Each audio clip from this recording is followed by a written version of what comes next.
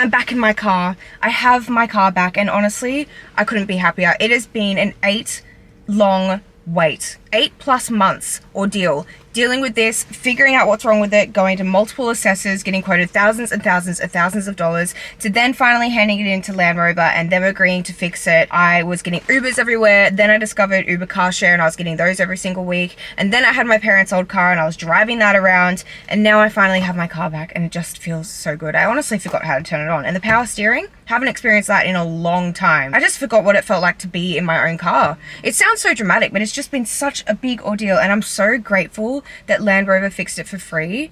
I can't believe it. Looking at the receipt, it would have been a $20,000 something fix. $20,000!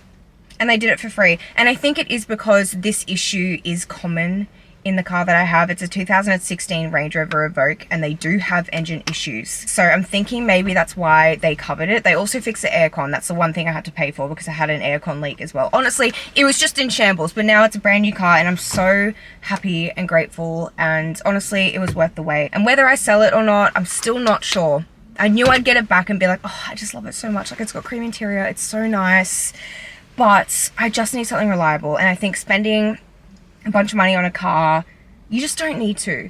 And it's, you know, I paid for it now obviously, but if anything else goes wrong down the line, it just costs so much to fix. You need to get the parts shipped over. So it's just, if anything happens again, do I want to be forking out a bunch of money, or do I want to sell this, get a more reliable car that's like Australian or Japanese that I could get fixed, you know, easier and cheaper? What would you guys do? I just love this car so much, but I need to be practical. We need to be smart. So I'm still thinking of selling it. But anyways, welcome back. I hope you guys are doing well. It is currently Wednesday. It's not a rainy Wednesday, but it is a Wednesday nonetheless. I don't know why I always end up filming these videos on a Wednesday, but we're trying a new drink today. I actually already filmed this intro, but my camera died because you guys know I've been dealing with this battery. You'd be very proud of me. I just went into the shops, got a new one. That's what we're on right now. And when I turned my camera back on, my original clip was gone. So that was annoying. So I've already gone into Starbucks and we're trying the Twix cold brew. I saw this on TikTok and it sounded so good. It is a grande cold brew with a pump of caramel syrup, a pump of mocha syrup, half a caramel drizzle, and a dash of almond milk. And it honestly looks so good. Anything chocolatey, give it to me. I'm not really a Twix fan. Like, if I was gonna get a chocolate bar, I wouldn't get a Twix, but anything chocolatey and coffee, I like. So I think I'm going to love this. So I am going to try it for TikTok first and then probably drive home because I'm thinking my camera's got to overheat, and to be honest, I'm kind of overheating right now. So I think we might go home. It is really chilly outside today, but when I'm sitting in a vehicle, it's just, it's getting hot, and I don't want to put the car on because it'll be really loud. I'm sitting down here, by the way, because otherwise my head's cut off.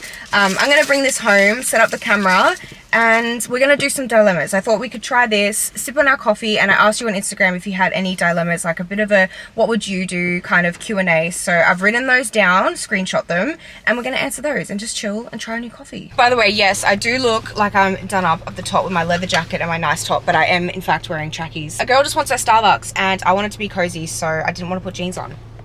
So that's what we did. Oh, I can't wait. We've got a new Starbucks coming around the corner from us, and it's going to be a drive-through, and I'm so excited about it. I'm not even a Starbucks girly, but if I know that there's one close that I can drive through, you best believe I'll be doing it. And we can always get some drinks like this, so I'm very excited for that. But anyways, let's go home. Okay, I have returned home. I did already try this on TikTok and kind of formulated an opinion, but I haven't had that much, so we're going to have another sip.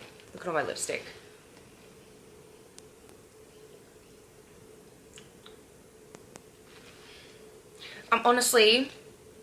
I'm not sure. I don't know if it's because a lot of the ice is melted, but it honestly tastes like watery chocolate milk. I'm not getting a lot of caramel.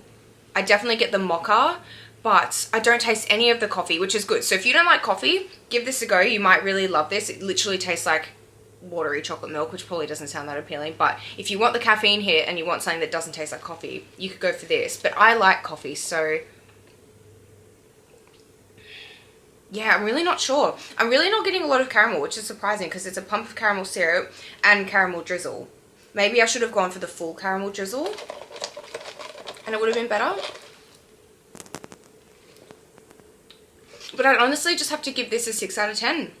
I was expecting more. I'm not sure about that. If you guys give that a go, let me know what you think, but I don't know. It's just really watery. Maybe it is because of the ice. Maybe I should have had it fresh. Anyways, 6 out of 10 for that one. I'm still going to drink it, but I'm not that impressed. Let me know in the comments what your favorite Starbucks order is, because I would love to try more Starbucks, especially now that we are getting one so close to home. I feel like I'm going to be there all the time trying new drinks.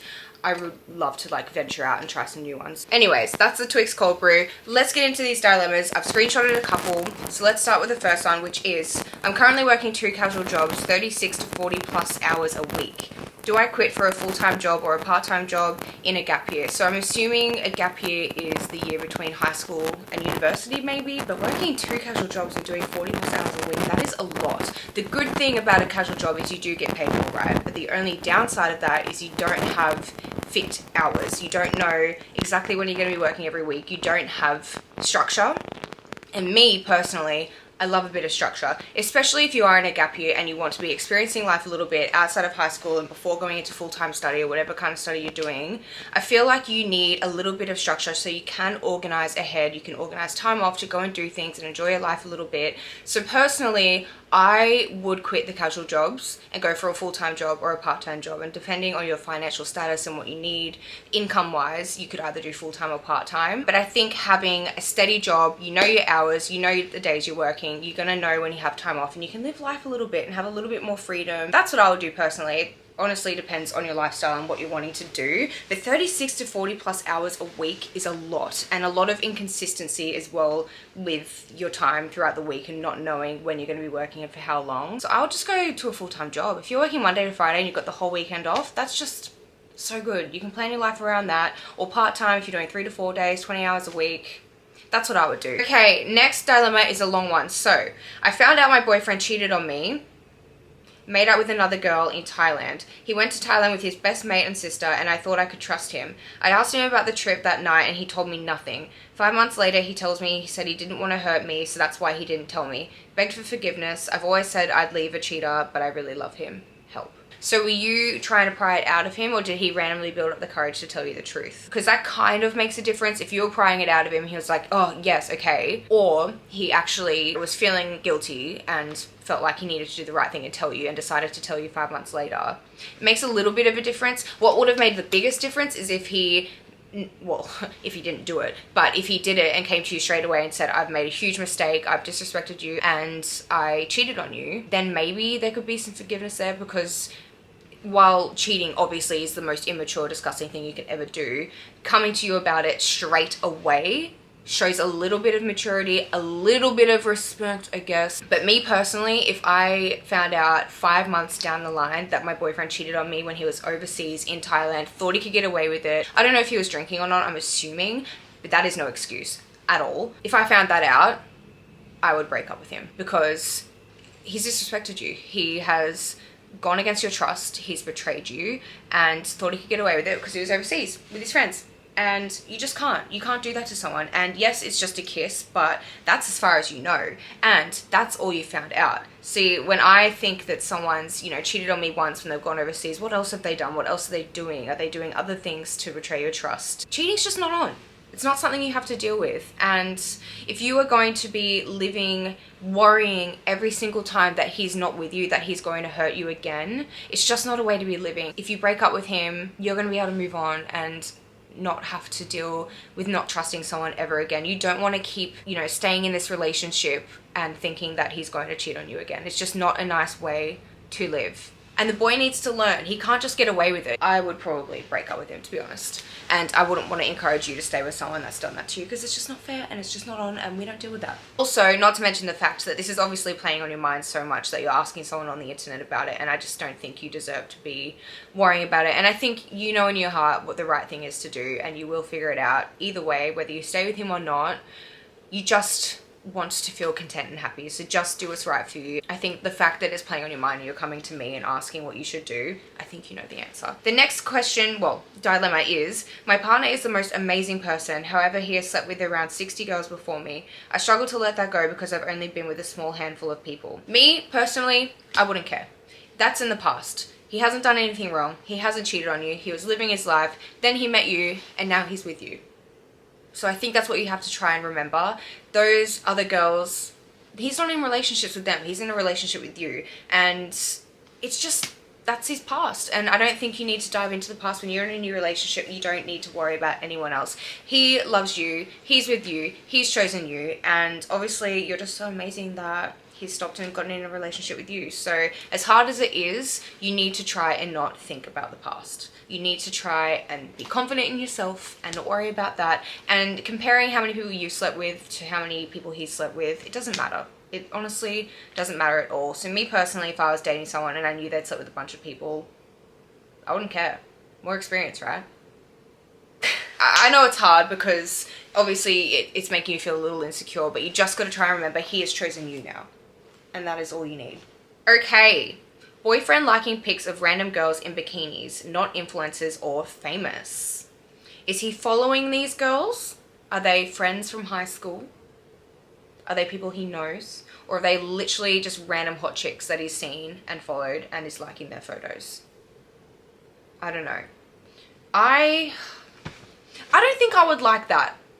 If I was to be completely honest, if it was just random girls in bikinis, I would kind of question the purpose of it. That's what I've always thought. I think it's because me personally, when I'm on Instagram, I rarely scroll down and double tap pics, and it just makes me wonder, why? Why do you need to go and like their photos? What are you trying to show them? That's what I've always thought. I've always had a weird opinion on it. Obviously now, I don't think I'd care. I think it depends on the circumstance and how much trust you have in that person. I think it really depends on the relationship. Because if you're with someone that you trust wholeheartedly, you'd be like, whatever.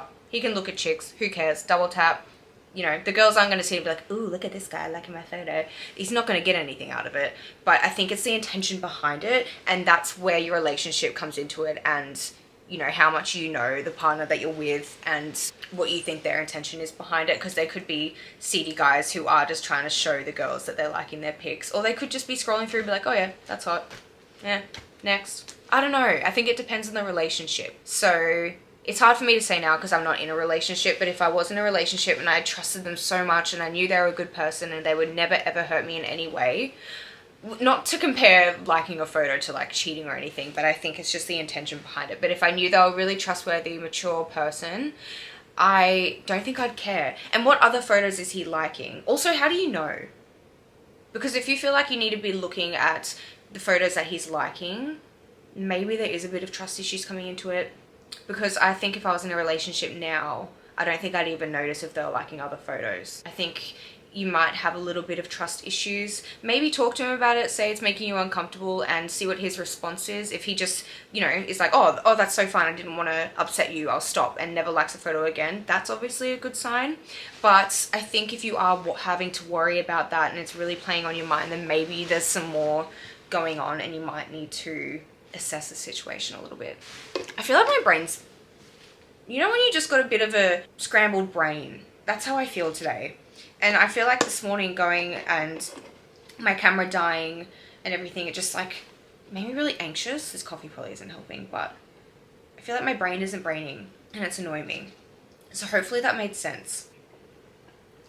I find it hard when something happens like my camera dying and losing that first clip, being really hot in the car and then trying to film the intro and having to come home and like that whole big ordeal. It's just like, I find it hard to get past the anxiety of that, and I think that's just from having anxiety. Talking myself out of it and like refreshing my mind, I find really hard, and this whole video I've still kind of had that anxiety playing on me.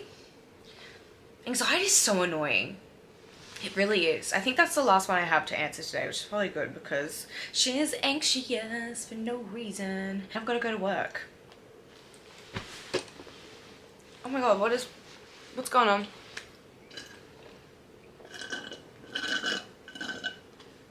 Also, I drink, oh, what is that?